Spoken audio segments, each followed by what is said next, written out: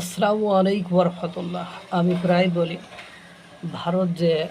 ভারতের বিশ্বের সবচেয়ে বড় গণতান্ত্রিক রাষ্ট্র ভারতের প্রধানমন্ত্রী নরেন্দ্র মোদী যে বিশ্ব নেতাতে পরিণত হয়েছে সেটা বলার অপেক্ষা রাখে না। সে তার পজিশনটা, সে তার অবস্থানটা, সে তার গ্রহণযোগ্যতা ঠিক ওই লেভেলে তৈরি করে ফেলেছে। এই মুহূর্তে উনি ফ্রান্সে আছে। একটা ভিডিও দেখায় কি রাজকীয় সংবর্ধনা, অভ্যর্থনা, কি রাজকীয় গ্রহণ, তাহলে আপনারা বুঝতে পারবেন।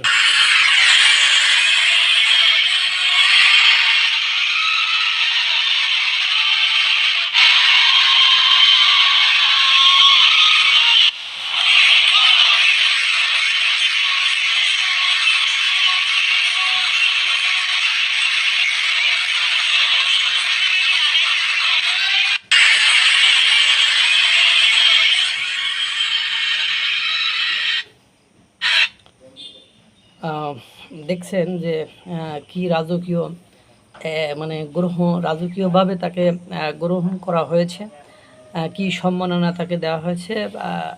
বিশ্বের সবচেয়ে বড় গণতান্ত্রিক রাষ্ট্র ভারতের প্রধানমন্ত্রী নরেন্দ্র মোদী দুদিনের সফরে প্রথম দিনে ফ্রান্সে নিসে পৌঁছেছেন। এই সফরে তিনি ফরাসি রাষ্ট্রপতি ইমানুয়েল ম্যাক্রো, মানে ওদের দুদিনের নয়, দেশের ইমানুয়েল ম্যাক্রোর সঙ্গে দ্বিপাক্ষিক বৈঠক করবেন এবং পরে ভারত ইনোভেটসের সূচনা করবেন। বিশেষ আমন্ত্রিত হিসেবে তার G7 সম্মেলনে যোগ দেওয়ার কথা। এদিন সে দেশের ভারতীয় সম্প্রদায় প্রধানমন্ত্রীকে নেগ্রেস্কো হোটেলের এক অনুষ্ঠানের মাধ্যমে স্বাগত জানায়। ফরাসি ও ইটালীয় নৃত্য শিল্পীরা ভারতের নৃত্যশৈলী পরিবেশন করেন। এই হলো অবস্থা। এখন এদিকে ডোনাল্ড ট্রাম্পের G7-এর আসার কথা ছিল।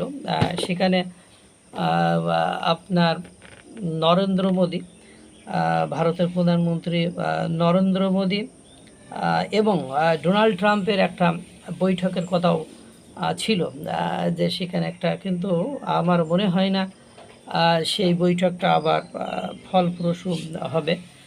ইতিমধ্যে হরমুজ প্রণালীতে ভারতের জাহাজে আক্রমণ করে ভারতের নাবিককে হত্যা করা সব বিভিন্ন ইস্যুতে ডোনাল্ড ট্রাম্পের সাথে বনিবনা নাই। আপনারা জানেন ডোনাল্ড ট্রাম্প ক্ষমতা আসার পরে যদিও ভারতের প্রধানমন্ত্রী নরেন্দ্র মোদী ট্রাম্পের ওখানে সফর করেছিল, তার পরবর্তীতে অনেক আন্তর্জাতিক অনুষ্ঠান নরেন্দ্র মোদী বয়কট করেছেন শুধুমাত্র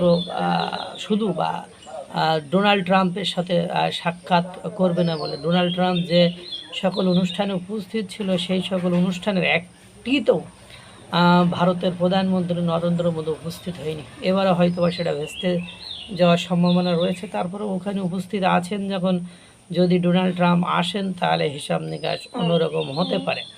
আপনারা দেখেছেন যে ভারতের প্রধানমন্ত্রী নরেন্দ্র মোদী কি চমক দেখাচ্ছে। একটা ভারতকে বর্তমান সময়ে বিশ্বের কোন লেভেলে নিয়ে দাঁড় করিয়েছে। মানে এমন কোনো রাষ্ট্র নেই যে রাষ্ট্র ভারতের বন্ধু হতে চায় না, ভারতের সাথে ব্যবসা করতে চায় না। বিশেষ করে আমরা যে ইউরোপীয় ইউনিয়ন বলি, মার্কিন যুক্তরাষ্ট্র, রাশিয়া, সবাই কিন্তু এই ব্যবসা করার জন্যই যতটুকু ভারতের সাথে দ্বন্দ্ব, সেটুকু ব্যবসায়িক কারণেই দ্বন্দ্ব। কারণ ভারত যেভাবে চায় তারা সেভাবে চায় না, বা ভারতের কাছ থেকে তারা যেভাবে উন্নত দেশগুলো যেভাবে মার্কিন যুক্তরাষ্ট্রের মতো দেশগুলো বিভিন্ন দেশকে ভয়ভীতি দেখিয়ে যেভাবে প্রফিট নিতে চায়, ভারতের কাছ থেকে সেটা পারে না। আল্লাহ তাআলা সকলকে ভালো রাখুক, সুস্থ রাখুক। আসসালামু আলাইকুম ওয়া রাহমাতুল্লাহ।